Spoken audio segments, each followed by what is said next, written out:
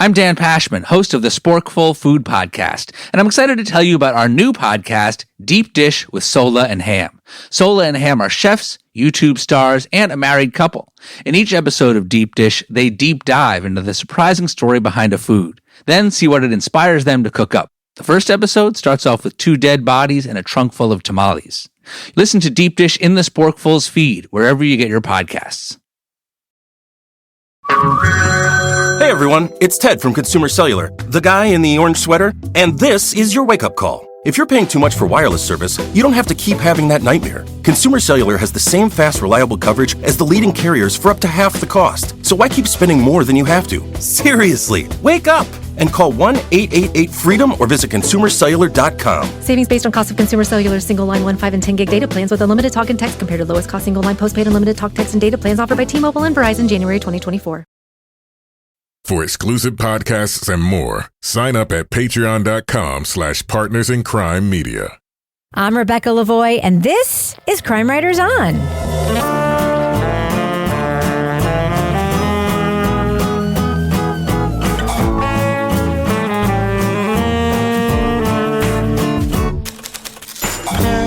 Crime Writers On is the original true crime review podcast that digs into true crime, pop culture, other podcasts.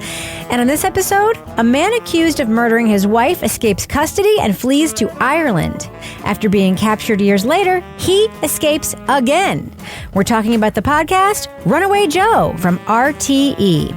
Joining me to get that done and more is true crime author, TV journalist, and host of These Are Their Stories podcast, my husband and love of my life, Runaway, Kevin Flynn. Hello, Kevin. Hello, Rebecca. Also with us is private investigator, certified pet detective, resident cat lady, and author of the Piper Green series of cozy mysteries, Laura Bricker. Hi, Laura. Hey, Rebecca. And finally, our resident doubting Thomas, the author of the City Trilogy of novels, host of Strange Arrivals, and our Patreon Deep Dive Book Club podcast host, Toby Ball. Hi, Toby. Hello, Rebecca. So, Laura, a listener has a bone to pick with you.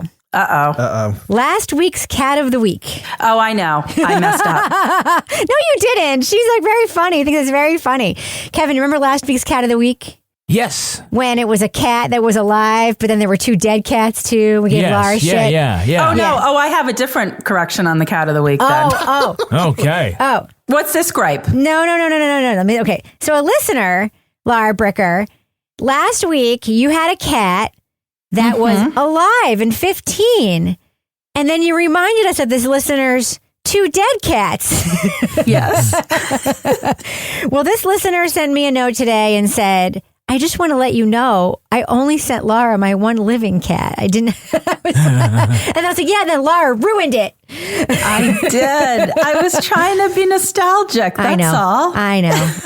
Yeah. Well, Kind of unfortunate. yeah, he is very. So I actually have a cat of the week correction from another recent cat of the week. Really? Mrs. Pussy Bottoms or whatever it was, the cat that was like a therapy cat. Pussy Riot. Miss Pussy Riot. I referenced Pussy Riot as helping people that had body dysmorphia, but it was actually body dysphoria. Oh, okay. And those are 2 very different things. Yes, they are. Dysmorphia is when you're unhappy with like your body and how it looks, and dysphoria is more relating to gender. Right. So, Right. I don't know why we didn't catch that in real time. So that's not only on you, Laura. Well, and it's like, honestly, I look back, I was like, did I misread that? But anyway, so small correction to the last cat of the week. Guys, we got to tighten up this cat of the week shit. We can't. No kidding. We can't be sloppy like this. I know it's bad journalism. I got to do better research. I know. This on the heels of my OPP gaffe when I said I didn't trust people who couldn't sit with their back to the door at restaurants, and then I found out people have really valid reasons for doing that. I had to apologize. Man, so much stuff going on right now. Were they like Wild West sheriffs? No, people who have PTSD very often can't do that. Yeah, I didn't know that. Okay, right. And then of course, the first person who pointed it out to me was very kind about it. It was like, no, but we're also freaks, so it's fine. So it was very, very lovely. But you learn something new every day, right? Absolutely. That's right. I still don't understand people who do back-in parking all the time, though. I'm just going to say it. Unless they're cops, firefighters, or former military. I don't understand. How is that easier? Got to speed away. Well, I like to drive through. So that's what I like to do if I'm in the parking lot, where I can just pull through. So then I'm ready to make a quick getaway. You can't put groceries in your car if you drive through. I don't understand. I can. Well, I just don't like it because people in the grocery store are always walking behind you. And even though I have a backup camera and I'm like convinced I'm going to run some old lady over someday. So I like to pull through. So wait, I'm sorry. I know, Kevin, you hate it when I do this. No. But so you have to walk with your grocery bags between two cars to put the groceries in the trunk of your car? So I'm a frequent grocery shopper. I don't do like a big grocery trip. So I usually have like one bag and I just stick it on the front seat. Okay, great. I understand now. Yeah. I totally get it. See, that totally wouldn't work for my frequent trips to Home Goods when I buy giant things. So I'm just saying. Yes. Okay. Yes. Okay. All clear now. So Kevin, this is obviously Thursday's program. Yes, it is. What's coming up on Monday's edition of Crime Writers On? On Monday, we're going to be talking about the season 4 of HBO's True Detective, Night Country. Wow. Also known as, according to Reverend Heidi, Dead Alaskans. And other international types. Yes. Ghosts. It's known on my Twitter timeline as sex you don't want to see. Yeah, I'm with you on that as well, Rebecca. All right. Dirty Alaskan sex. It has nothing to do with the Alaskans. That's not the sex people don't want to see. What else do you have to do when it's dark all the time like that? I mean, come on. Yeah. You're in the mood all the time. It's like 11 a.m. It's like, oh, baby. It's dark. It must be sex time. I know we'll talk about this, but one of my favorite things that I love about the show is when it's pitch black and they're like, so what do you want for breakfast? Yeah. It's 2:30. We want a patty melt? And I'm like, it's 2:30. It's pitch black out. All right. So, Kevin, I think it's time to talk about what we're talking about. A podcast from your homeland. Should we get to it? Yes. All right, let's get to it. And drop that first clip. Leading off. He's obviously a very cool, calculating psycho. It's incredible to think that we were fooled so much. Yeah, he fooled us all. In 1985, Irish residents were stunned to learn the man they knew as country gentleman Michael O'Shea was actually Joseph Maloney, a fugitive from America accused of poisoning his wife 20 years earlier. He had fled to Ireland after escaping custody in New York. He was at the dance. Lance saw him by the exit door of the hallway in the ward. It was about 7:50 p.m. He turned away. I looked back. He didn't see him. Though a court ordered he be sent back to the U.S., a legal glitch with his extradition allowed Maloney to flee with his second wife. Decades later, the accused murderer remains on the run, frustrating authorities on 2 continents. He's a cunning man, but he's an intelligent man. If he's dead, this thing will not die with him. From RTÉ Documentary on One comes the podcast, Runaway Joe. It looks at one of the FBI's oldest cold cases. Host Pavel Barter interviews friends of Maloney's murdered wife, American authorities hunting him, and Irish residents who knew him for years as Mick O'Shea. Can investigators find the elusive fugitive and bring him to justice nearly 60 years after the alleged crime? Spoiler alert, we are going to be talking about plot points from the first 6 episodes of Runaway Joe. So if you want to remain spoiler free, go to the estimated time code in our show notes for our thumbs up or thumbs down reviews. So Toby, Laura always says it, but I'm going to give you the opportunity to say it about this podcast. What are you thinking about the timing of the release of this podcast, Toby? Unless it was made in like 1968, I don't see any reason, I don't get it. Are you saying why now, Toby Ball? I'm saying why now, and I would have said why now 10 years ago, and I would have said why now 20 years ago, and I probably would have said why now 30 years ago, 40 years ago, maybe seemed right, 50 years ago, definitely. 60 years ago was probably the right time. Podcasting was huge 60 years ago. So, Laura, you have a similar opinion, it sounds like? Yeah, I just feel like the stakes are so low. I mean, this guy's what, like 90? Like, why do we... He's 88, Laura. He's got 2 more years. He has 2 more terms as president of the United States ahead of him. What are you talking about? It's just so old. I'm like... What's the point? Like, do you really think you're going to find this guy now? Does anyone... He doesn't seem to have killed anybody else in the meantime, right? No, but he's had some wild adventures. Yeah. Has he? Well, you know. He was in a movie, wasn't he? Are they really that wild? I don't know. I will say there is one thing about this podcast, which it does give you instructions on how to murder your wife, like in a pretty effective way. I was shocked by that. Why, Laura? It's so easy.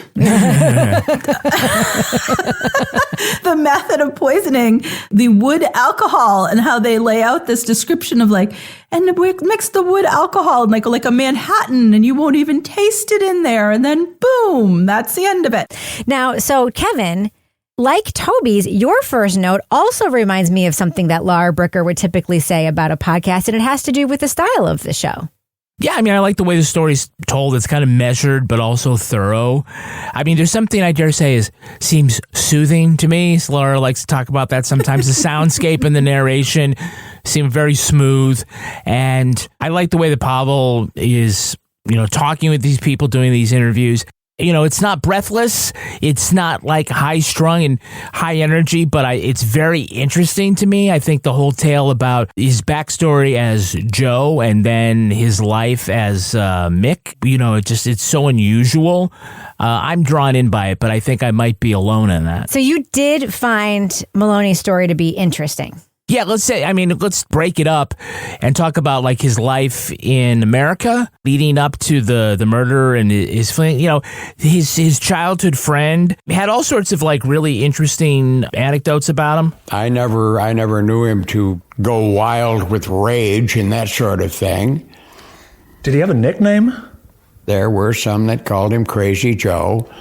I believe I was one of them once in a while.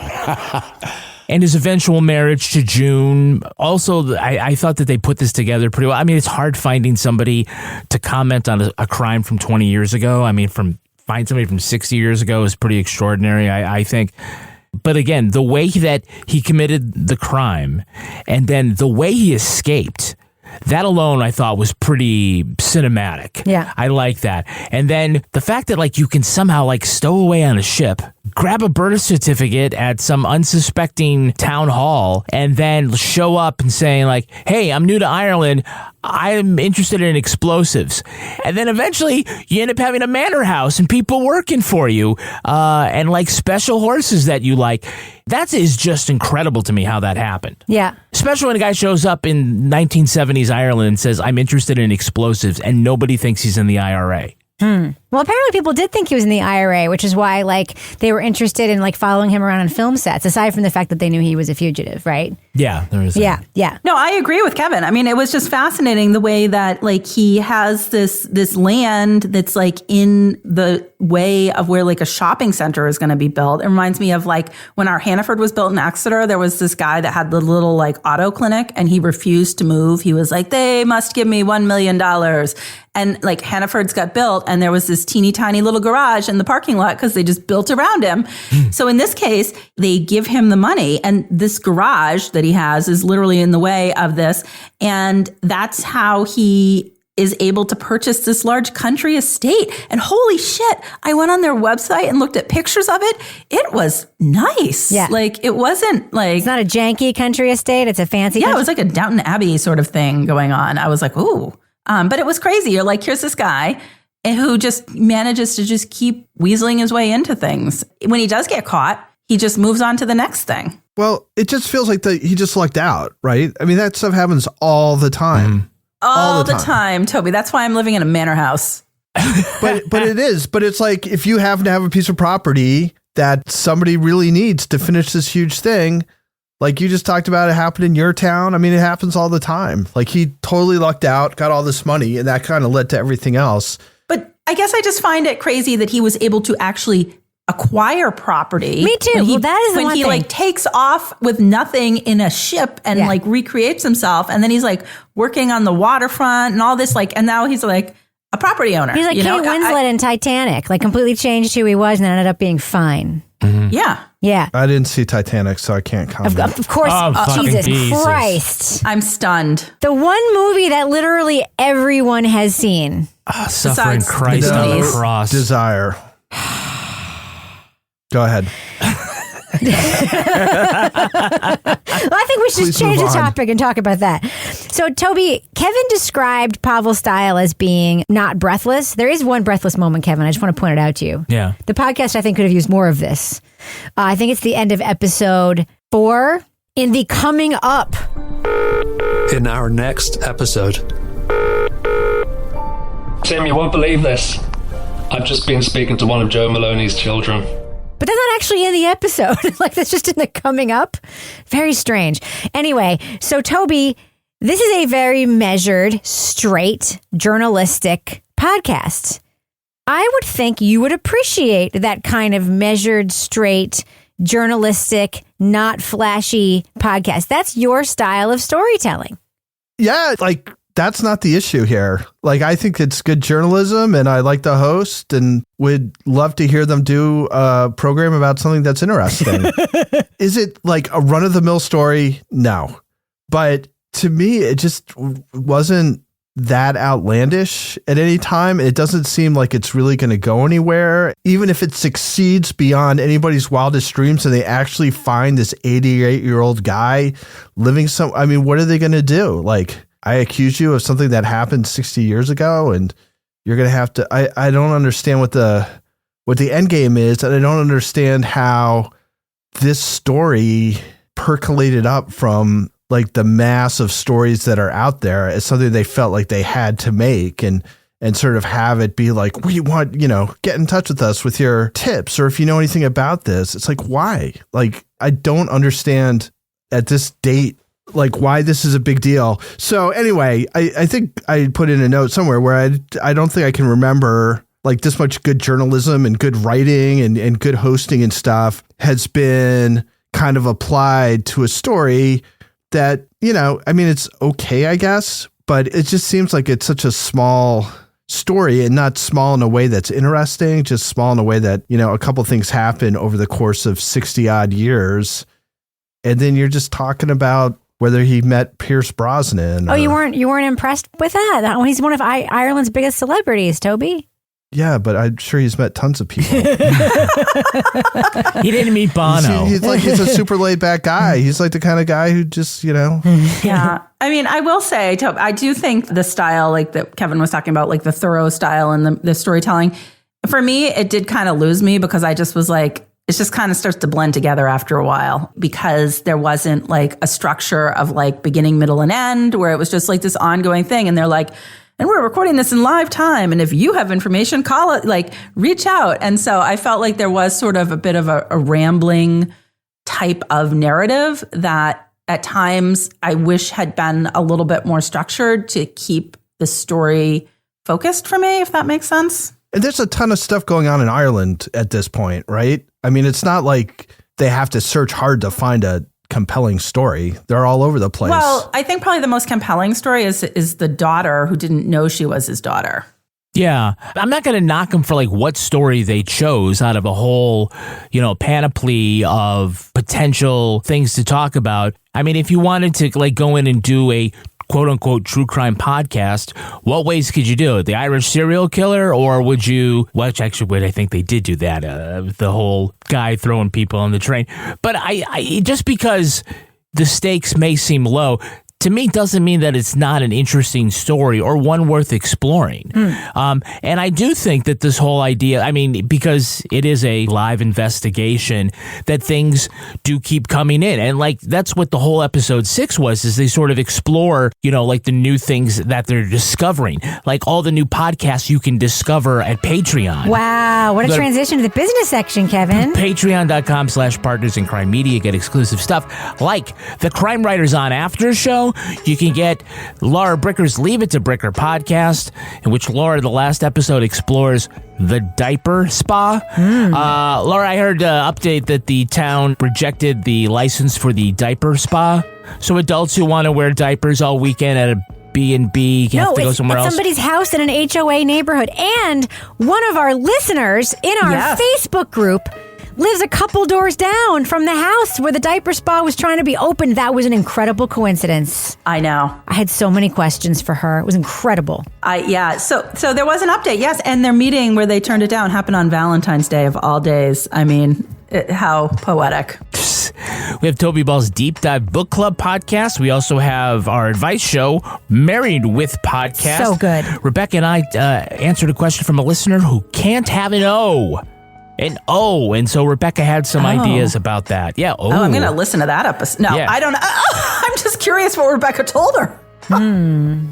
Yes. Said it's got to listen to more of Toby Ball's Deep Dive and get that engine running. Yeah. We also have in Partners in Crime World the latest episode of These Are Their Stories, the Law & Order podcast. This is the episode in which Amaro gets really upset and he beats up the guy taking pictures at of the kids at the playground. Oh, isn't that Amaro's last episode? No, it's not Amaro's lab. Oh. No, there's like all sorts of things that have to happen to Amaro after that. Oh, that's right. He shoots somebody, blah, blah, blah, blah, blah, gets shot, blah, blah, blah, blah, that kind of stuff. Yeah. I hate Amaro. I do. I hate him.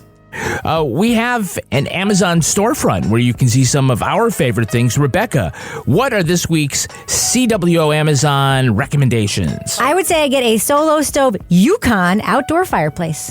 And Toby, what are your listener-inspired deep cut recommendations? Yeah, there are a couple that really appealed to me. The first one's the Good Hair Days hairpins, plastic U-shaped magic grip hairpins. Strong, durable pins for fine, thick, and long hair, hairstyling accessories, set of 20. And if that's not enough for you, you might want to try the Safe Thaw Concrete Safe 100% salt-free, pet-safe, snow and ice melter, industrial strength, chloride-free, and traction agent use on asphalt, roofs, and on. Good products. Yeah. Good products. Yeah. That's deep. Shop us first at amazon.com/shop/Crime Writers On. We earn commissions on qualified purchases. All right, Kevin, before we end the business section, do we have any Patreon patron saints of the week this week? Our Patreon patron saints are Stacy Cash Ware and Kristen Langford Harris. Bless you. Stacy, Kristen, thanks for listening to our program. Thank you for supporting us on Patreon. Thank you for being saints. I really appreciate everybody who supports us on Patreon. It really helps us do our work. We couldn't do what we do without you. And for those of you who are considering it, maybe on the fence, I'd really recommend trying it out. People who are there say it's one of the best value Patreons they belong to. They love the content, and they love us, and we love them even more. So how about you consider it? Join us on Patreon. For everybody else who's not considering it, thanks for listening to this stupid business section anyway. We appreciate all of you. So, Kevin, who is our new sponsor? Well, our new sponsor are our new friends from Quince. Yes! Who doesn't love the good things in life? Oh, Kevin, yes. Just stop talking. All right. Quince. One of my favorite places to shop. I am not kidding. I will give you a little behind the scenes, guys. I said, just throw that paper away. Come on. Yeah, well, I said that we were getting a new sponsor, and it was Quince, and Rebecca stood right up and dragged me over to her closet. Yes. And I said, this jacket I wear all the time? Quince. This jacket I wear all the time in the other color? Quince. This sweater I was wearing on vacation? Quince. No, I mean, it has the label right on it. Yes. It's no BS. Yes. She absolutely loves it. I do. Quince offers a range of high-quality items at prices within reach, and by partnering directly with those top factories, Quince cuts out the cost of the middleman and passes the savings on to you. Yes. I just bought a wonderful featherless quilted jacket. Oh, the puffer jackets from Quince are some of the best deals out there. They also have handbags, gorgeous leather handbags. They have an iconic motorcycle jacket, which has crazy amounts of 5-star reviews. They have incredible cashmere sweaters at incredible prices. I just got a cashmere hoodie that is to die for. The clothing at Quince is incredible. The value is great. It's in line with a lot of high-end places you shop. Yeah, throwing the script away. Go ahead. It's exactly in line with a lot of high-end places that you get served up or might shop. The clothing is just as good, and the prices are unreal. I love Quince. Clothing is simple, basic, wonderful, and very well made. Give yourself the luxury you deserve with Quince. I love it. Go to quince.com/crime for free shipping on your order and 365-day returns. That's a whole year. Yes, that's Quince, QUINCE.com/crime to get free shipping and 365-day returns. Quince.com/crime. I'm Dan Pashman, host of the Sporkful Food Podcast, and I'm excited to tell you about our new podcast, Deep Dish with Sola and Ham. Sola and Ham are chefs, YouTube stars, and a married couple. In each episode of Deep Dish, they deep dive into the surprising story behind a food, then see what it inspires them to cook up. The first episode starts off with 2 dead bodies and a trunk full of tamales. Listen to Deep Dish in the Sporkfuls feed, wherever you get your podcasts. Hey everyone, it's Ted from Consumer Cellular, the guy in the orange sweater, and this is your wake-up call. If you're paying too much for wireless service, you don't have to keep having that nightmare. Consumer Cellular has the same fast, reliable coverage as the leading carriers for up to half the cost. So why keep spending more than you have to? Seriously, wake up and call 1-888-FREEDOM or visit consumercellular.com. Savings based on cost of Consumer Cellular single line 1, 5, and 10 gig data plans with unlimited talk and text compared to lowest cost single line postpaid unlimited talk, text, and data plans offered by T-Mobile and Verizon January 2024. So, Kevin, in this podcast, they're saying they're collecting real-time tips, which is a real-time investigation. But all we've gotten from real-time stuff is just people who knew them. Like, we're not getting anything like, it's all like, hey, I have a story about something that happened, and I rode horses there. I think the best story we've heard, the only good story we've heard is, it's a secondhand story, so who even knows if it's true? The guy who says the cop told him that Michael O'Shea was going to murder him in like the hinterlands or whatever, which we don't even know if that's true. Could have been a bullshit story. But like, we're not getting tips. We're just getting like reminiscences. I'm going to push back slightly on that because if you remember from episode 6, one of the things that the journalist picked up on was that somebody said that they knew that Joe and his wife traveled to Canada, which was something that the FBI was unaware of, and that immediately the FBI agent attached to this, that said to him, he said, what does that say to you? He says to him that Joe already had another identity that they could use. And when you're questioning, like, well, how did he get away the second time from, like, how did he slip out of Ireland and vanish forever? Well, there you go. He had planned for this. We knew that he, like, stockpiled money, but he also had identities not just for himself, but for his wife. So that was new. But I also think, like, the stories that come up, I mean, they are interesting, you know, and that one where, it looked like that he suspected the cops were onto him and he appeared to be planning a way to take a cop out. I thought that was a really interesting story. So very few of these podcasts where we're like, we're going to go week to week. And if you have any stuff, like any that ever moves the needle, right? And I think it's very unlikely that, you know, when we get to the end of episode 8, that they will have found 88-year-old Joe Maloney living as Niles McKinley in Moose Knuckle, Canada. Yeah. But I mean, I think that, you know, we can say that this was really interesting to find these things to come in because I'm sure they got a lot of tips and stuff that were fairly innocuous and didn't really do anything. But I did like the way that seems to be one of the few podcasts where that real-time information is shaping the storytelling. Right. So, Laura, aren't you curious about the wife? Not the victim wife, the wife, the newer wife. There's been nothing. Sheila was her name? Yeah, there's been nothing about her. It's all about him. Yeah. And I'm just really curious about, you know, obviously she's complicit with his identity stuff because the minute he's arrested, she's on his side. But clearly she was unfazed by the fact that he was faking his identity, and clearly she ran away with him. So she's in on it, right? She's like Whitey Bulger's partners. Yeah, Lady Catherine. friend. What was her name? Catherine. Yeah, that one. Yes. Yeah. But aren't you curious? There's been nothing about the wife. No, there's not. And I actually went to look. I went back and I read they have a complimentary sort of online arm of this where they have article recaps that they do of the podcast each week, where they have a columnist who kind of does a recap. And all I found is he met her, you know, around the time that he was working in the film industry. She was from Dublin. They married swiftly, purchased the country estate. She lived next door, the girl next door, literally. I'm what else? Because I'm curious. I feel like that would be an angle if you were actually trying to find him, is find her relatives to see if she's had contact with any of her relatives since they've been on the lam. Yeah. Because then you might have a better chance, because it's like when someone goes in witness protection, right? And they're out there and they're like, we're not contacting anybody. Somebody always cracks and contacts a family member. So who is he most likely to be with?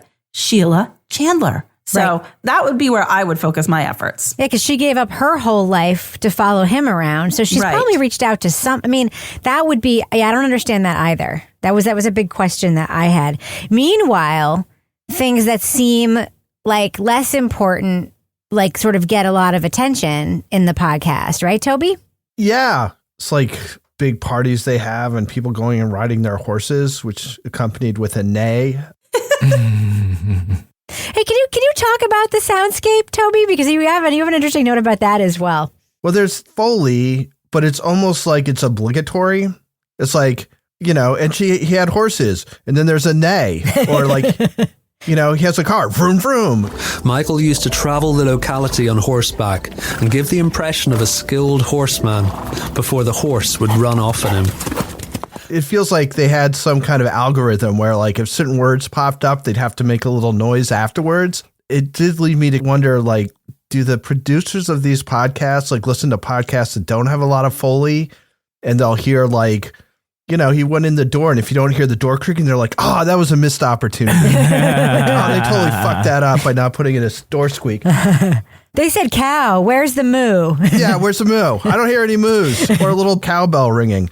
Yeah, I don't want to belabor the point. I just didn't find the story super compelling. I mean, stuff happens, but at the end of the day, how interesting is that stuff? I mean, he became like a guns and explosives guy on a bunch of Irish movies, but you don't really go into it a whole lot other than to hear that he kind of did it. And because it's unusual to have guns unless you were intending to actually use them to harm people in Ireland at the time, they would have a lot of agents on the scene of these movies, like watching him, just making sure that everything was above board. It's like a lot of people giving their impressions of who he was without really having much insight into him as a person. Like, what is he trying to accomplish? Whatever. It's just like, oh yeah, he was gregarious. He was the kind of guy who would do this or that or the other thing.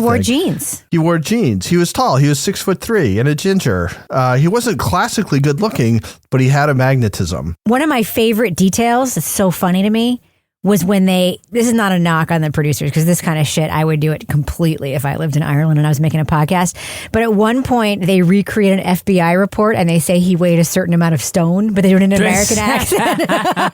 6'2" to 6'3" in height, just over 12 stone in weight.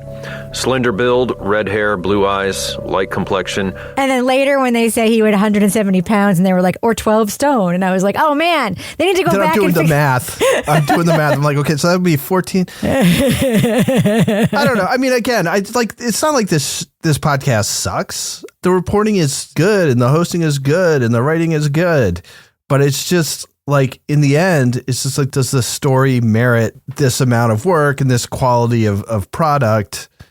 It just feels a little slight. Yeah. There is one, Laura, as you mentioned, compelling character, which is first of all, I have questions about the two kids of the wife he allegedly murdered, right? Yeah. They were adopted out instead of being taken in by one of the other immediate family members. Like, we heard that she had parents. We heard that he had a brother. Like, why were they adopted out? That's a question that I had. But anyway, I guess that's just how New York handled it. So I guess they're missing. I don't know if they're around. Who knows? But there was the first daughter, and we meet her, and her story is so sad. I used to daydream that my dad would come back. I mean,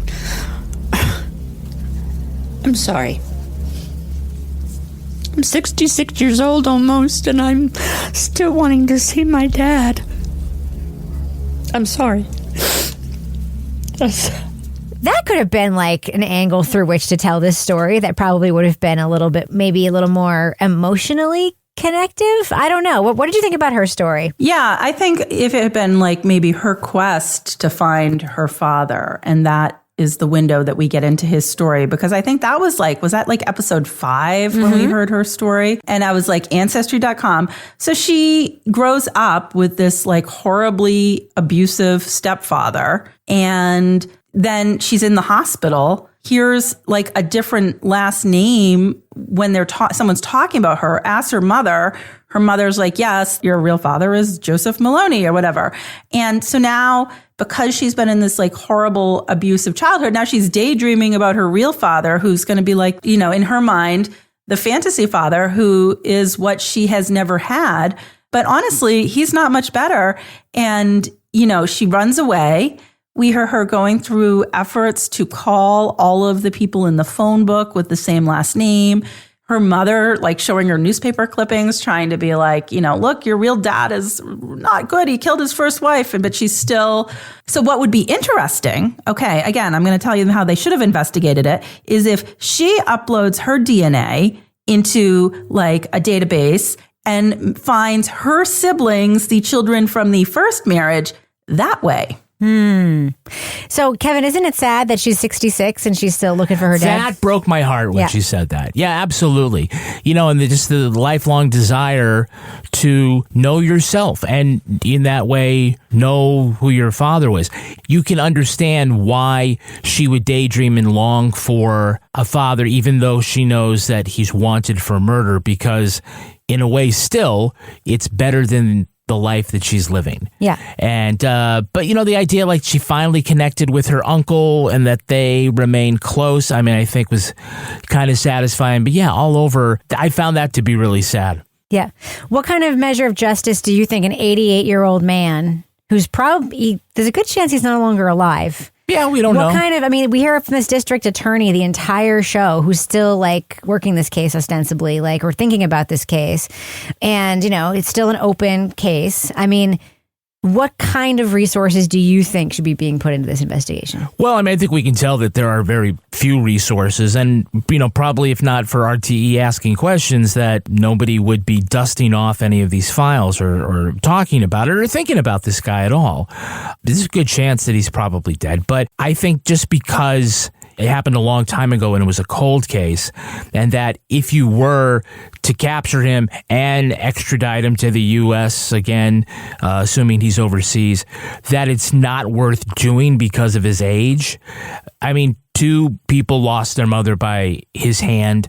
We still say that justice should be done no matter how long it takes. There's no statute of limitations on murder. So I think providing an answer to the question of what happened to him, I think is important to the institutions in the U.S. and Ireland, but also to that family. So just by the fact that it doesn't mean like, oh, well, he got away this long, why should we even bother? It's just that the trail is so cold that it's nearly impossible, I think, to solve this unless he heard the podcast and steps forward.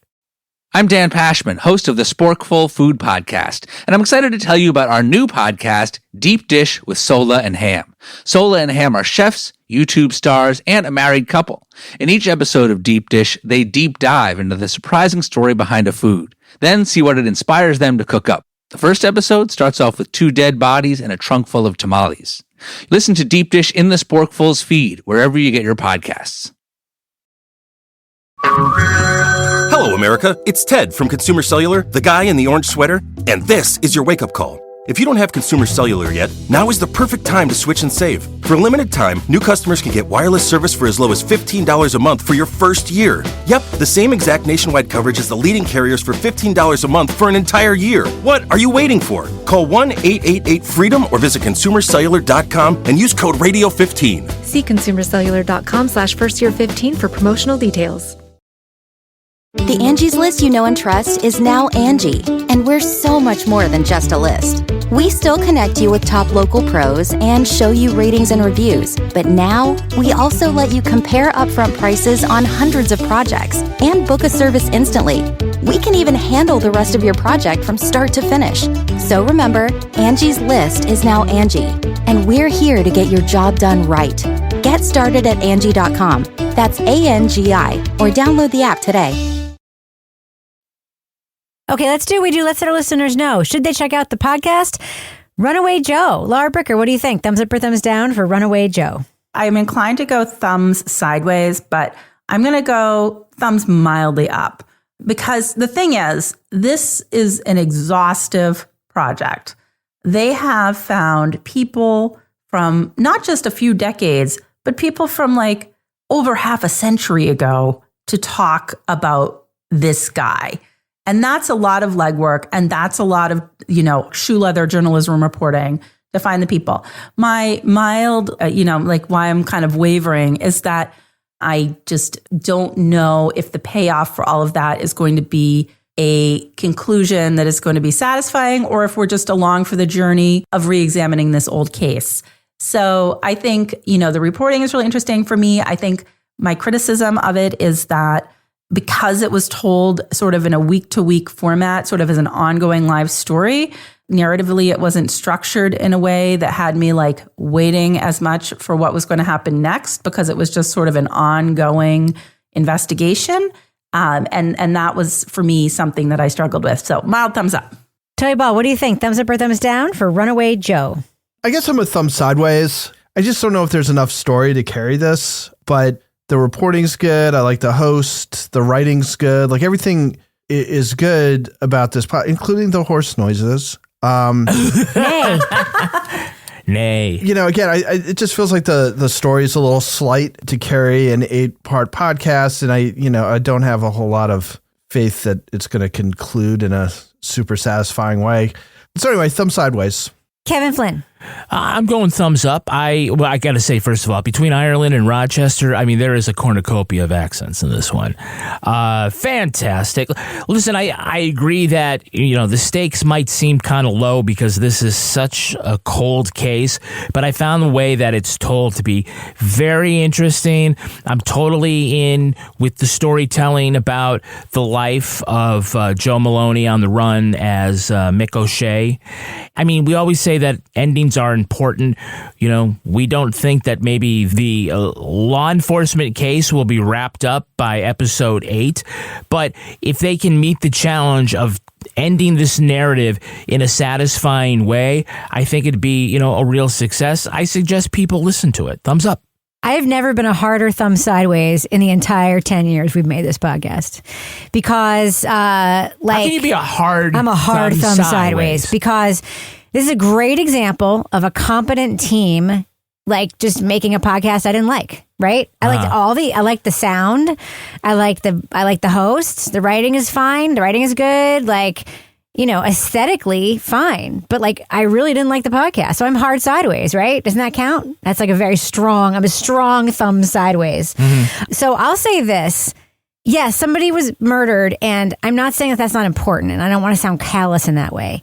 But I agree with the lack of timeliness, the lack of significance. If you're going to do a story that is old or low stakes or unlikely to be solved, the story has to reflect some bigger theme that brings you in for some other reason. And this does not do that. This is not about a larger criminal justice issue. It's not about a larger societal issue. It doesn't tell you anything about any kind of international conflict. I'm not learning anything other than this is what happened, right? So that is problematic in terms of why this story shouldn't have been selected for this. I'm just not interested in this story in any way. And the one element of it that I was interested in was buried in episode 5, and it was the only thing I connected with emotionally. Or maybe I was a little bit interested in the instructions for how to murder somebody. That wasn't that bad. But anyway, yeah, I really didn't connect with it in any way, but I can't give it a thumbs down because, it's very, very competent and it sounds really good. And I really want to hear the next thing that these people make. So yeah, I'm a very hard thumb sideways in this podcast. And the next time I'm in Ireland, I'll take this whole group to the Halfpenny Bridge Inn. We'll go upstairs, drink a couple glasses of Orchard Thieves, and we'll talk about Rebecca's hard thumb sideways. My hard thumb sideways? Yeah. That's going to do it for us. But before we go, Laura Bricker, I have a question for you. Yes. Do you have a journalistically sound cat of the week this week? I do. And it is not a dead cat. It is not a cat that's dying. It is not a cat that has lost its cat friends. It's a dead dog. It's a dead parakeet. No, I'm just kidding. This is a super fun one. This came my way via our friend, Minister Heidi. And Minister Heidi sent me a message the other day, a text message. Colleagues of hers heard a strange sound in the hamster cage and turned to find this. And there was a commotion. Inside the hamster cage, the hamsters look like they're trying to escape. Sitting there like they own the place, Ben the cat had made himself at home in the hamster cage. Were the hamsters still in the cage? The hamsters are in there. The cat, go look at the picture. It's in the Cat of the Week channel on Slack. So Ben is a very cute gray and white cat. Ben's just sitting there yo, I'm in the hamster cage. And the hamsters are what the fuck is going on in our cage? This discovery was made by Amy, they, them, and Zach, he, him, who work with Minister Heidi. And I am just obsessed with the expression on the cat's face in this photo, because the cat's just sitting there like, look at me in the hamster cage. So, Ben, you're definitely living your best cat life. Incredible. All right, Laura Bricker, if folks want to reach out to you online and say hello and pitch you their very joyful and very much alive, fun animals to be Cat of the Week, how can they find you there? They can find me at Laura Bricker on Twitter and Instagram. What about you, Toby Ball? How can you be found? They can find me at Toby Ball NH. What about you, Kevin Flynn? How can you be found? I can be found in all the Slack channels at Kevin P. Flynn. And if you want to find me just about everywhere, well, mostly Twitter and Instagram, though, you can find me at Reb Lavoie. You can follow the show everywhere, Crime Writers On, even on YouTube. And I encourage you strenuously to join our incredible official Crime Writers On Facebook discussion group. Find us on Facebook, find the pinned post, and join the group. Get episodes early and ad-free at patreon.com/Partners in Crime Media. You'll also get the Crime Writers On After Show, Married with Podcast, Laura Bricker's Leave It to Bricker podcast, and Toby Ball's Deep Dive Book Club podcasts. Our theme song was composed and performed by Ty Gibbons. Our line editor is the terrific Livy Burdett. Executive producer of this program is Kevin Flynn. This show was recorded in the Treehouse Yoga Studio above the Mockingbird Cafe in Bay St. Louis, Mississippi studio, otherwise known as Studio C, The Closet, in our New Hampshire basement, where we also lend our expensive medieval sword collection for use in Pierce Brosnan films. On behalf of all the crime writers, thanks so much for listening. We will catch you later. Can I tell you what I just learned? What? I apparently am cut out of the Cat of the Week Slack channel. Wow! All right. Oh my God. That is a crime of the week, Toby. Yeah, you don't want, I guess you guys don't want me to know that stuff.